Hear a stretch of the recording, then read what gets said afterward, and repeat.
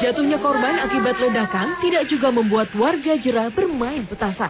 Jumat kemarin, balita 3 tahun perutnya sobek gara-gara terkena ledakan mercon. Kejadian naas yang menimpa anak sulung pasangan Heri Sumanto dan Fadlina Fitriani ini terjadi usai tarawih. Saat bermain petasan bersama ayahnya, bocah mungil ini tidak melempar petasan yang masih menyala ke atas, tapi justru ke bawah hingga meledak dan melukai perutnya. Bahaya petasan tidak hanya mengintai para pemainnya, tapi juga orang di sekitar. Seperti nasib naas yang menimpa Fikri, bocah berusia 7 tahun asal Solok, Sumatera Barat. Sebelah mata Fikri terancam buta akibat lemparan mercon oleh seseorang yang tak dikenalnya. Kala itu, Fikri sedang menuju masjid bersama temannya untuk sholat tarawih. Di perjalanan, petasan mendarat di wajah bocah malang ini hingga segera dilarikan ke puskesmas terdekat. Lain lagi dengan peristiwa yang menimpa Radita Rahadi.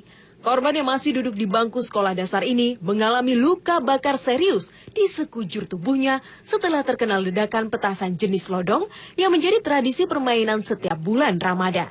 Meski sudah bisa menggerakkan tangannya, korban masih harus menjalani perawatan lanjutan. Orang tua korban mengaku kecolongan saat peristiwa ini terjadi. Tanpa sepengetahuan orang tua, korban membeli petasan dari pedagang musiman untuk dimainkan bersama teman-temannya. Memang ada baiknya orang tua selalu mengawasi anak bila mereka suka melihat atau bermain dengan petasan. Jangan biarkan anak bermain petasan sendiri karena ini bisa jadi sangat berbahaya.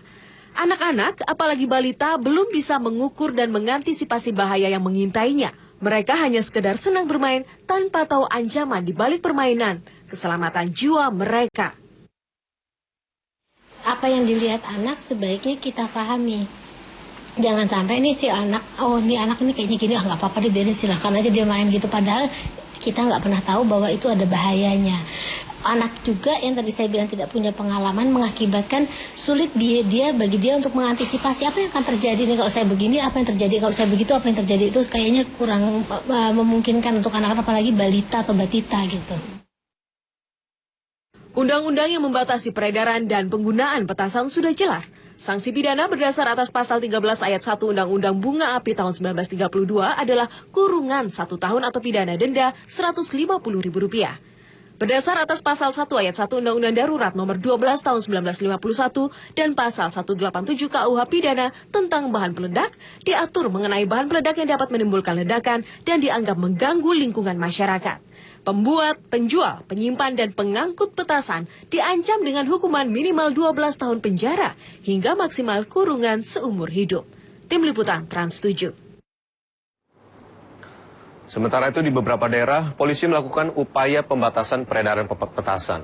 Di Pekalongan, Jawa Tengah, ribuan petasan dan kembang api disita dari rumah warga yang diduga akan diperjualbelikan. Penyitaan ini memicu histeris pemilik petasan yang menolak dagangannya disita polisi.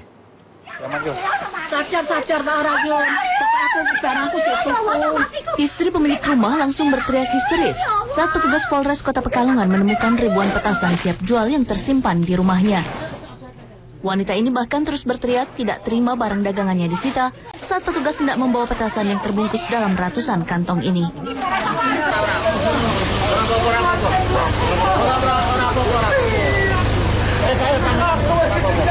MH, suami korban, juga terus memberontak sembari menangis histeris saat akan diamankan petugas. Sebelumnya petugas menggerebek rumah di Kelurahan Banyu Urip ini setelah diketahui menyimpan ribuan bungkus petasan yang disimpan di dalam 2 kamar dan lemari pakaian. Anak pemilik rumah mengaku petasan ini adalah titipan seorang bandar petasan dari Indramayu, Jawa Barat untuk diedarkan di Pekalongan. Meski awalnya enggan, kebutuhan ekonomi pun memaksanya kembali berjualan petasan. Ini rumah milik siapa? Oh, terus barang-barang ini beli dari mana, Bu?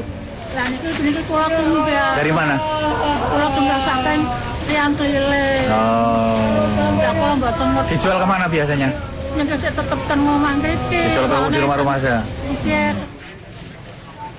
Selain itu, petugas juga menyita belasan ribu petasan beragam ukuran dari rumah seorang warga di Kelurahan Pacar, Pekalongan. Para pedagang petasan ini pun dijerat Undang-Undang Darurat dengan ancaman hukuman 10 tahun penjara. Berbeda dengan di Pekalongan, warga sejumlah desa di Kabupaten Indramayu masih dengan bebas memproduksi dan menjual petasan.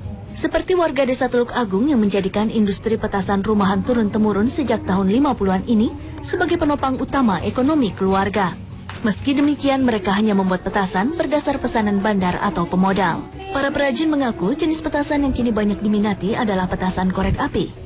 Meski berukuran kecil dengan panjang hanya 5 cm, suara petasan ini sanggup memekakkan telinga. Petasan korek api ini dibuat masih dalam kondisi setengah jadi, yang dihargai Rp100 per buahnya. Bu, nanti kemana ini nih hasilnya? Ini, nggak tahu. Kadang-kadang bos yang bawa. Oh, Bu. Iya, datang ke sini. Tapi ini modal sendiri, Bu? Enggak, orang. Oh, dikasih modal sama orang? Iya, mulai 85.000 habis Idul Adha. Modal.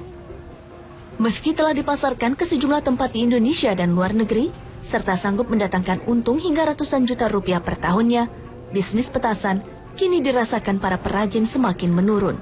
Alasannya, petasan yang tergolong bahan peledak membuatnya menjadi sasaran razia petugas kepolisian. Tim Liputan Trans 7. Kita ke informasi lain.